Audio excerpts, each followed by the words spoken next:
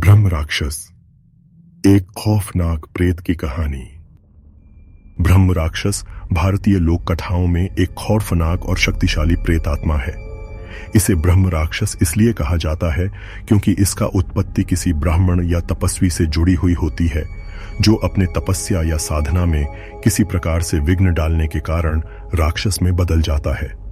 ब्रह्म राक्षस की कहानियां प्राचीन काल से चली आ रही हैं और यह अक्सर उन ब्राह्मणों के रूप में प्रकट होते हैं जिन्होंने अपनी शक्तियों का दुरुपयोग किया हो या जिनका अंत दुखद हुआ हो।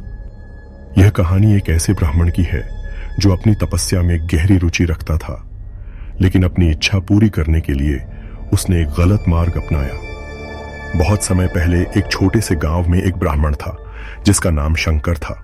शंकर बहुत ही ज्ञानी और तपस्वी था और लोग उसकी पूजा आराधना और उसकी ज्ञान की सराहना करते थे, लेकिन शंकर को अपनी तपस्या से बहुत ज्यादा गर्व था। वह चाहता था कि उसकी शक्ति और ज्ञान में कोई कमी न रहे। उसे और भी शक्तियां चाहिए थीं और इसके लिए वह एक ऐसा तंत्र मंत्र खोज रहा था जो उसे अजेय बना दे। शंकर ने कई सालों तक कठिन तपस्या की, लेकिन वह अपनी इच्छा पूरी करने में सफल नहीं हो पाया।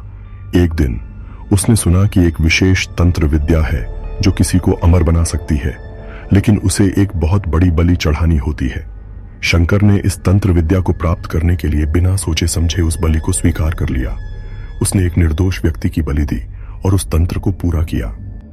लेकिन तंत्र की प्रक्रिया के बाद शंकर की अवस्था बहुत बदल गई। उसकी तपस्या से प्राप्त शक्तियां तो उसे मिल गईं, लेकिन उसने जिस बलि को चढ़ाया था वह आत्मा उस तंत्र के साथ जुड़ गई और शंकर के जीवन में खतरनाक बदलाव लेकर आई।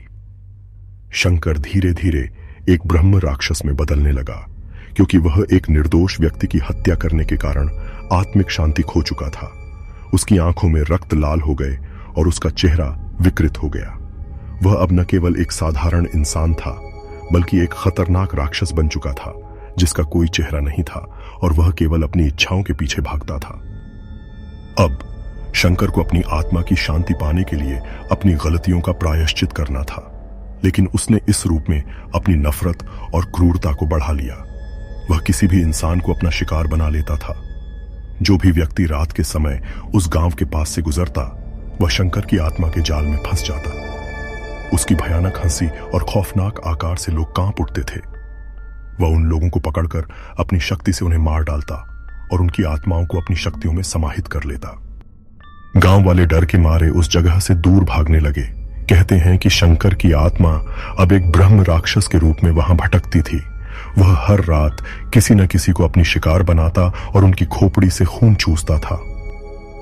कई वर्षों बाद एक महान तांत्रिक ने उस गांव में कदम रखा। उसने शंकर के ब्रह्म राक्षस के रूप में बदलाव को देखा और उसे समाप्त करने का निश्चय किया। तांत्रिक ने शंकर के प्रायश्चित के लिए एक विशेष तंत्र मंत्र किया। तांत्रिक ने गांव वासियों की मदद से शंकर को इस कुप्रभाव से मुक्त किया और अंत में शंकर को शांति मिली। लेकिन कहते हैं कि आज भी उस गांव के पास लोग रात के समय उस ब्रह्म राक्षस की खौफनाक चीखें सुनते हैं। उसका भूत कभी शांति नहीं पा सका और वह हर रात उस गांव में अपना शिकार ढूंढता है। यह कहानी इस बात का उदाहरण है कि कैसे एक तपस्वी व्यक्ति अपनी गलतियों के कारण अंधकार की ओर बढ़ सकता है और अंततः एक भूत या प्रेत बन जाता है।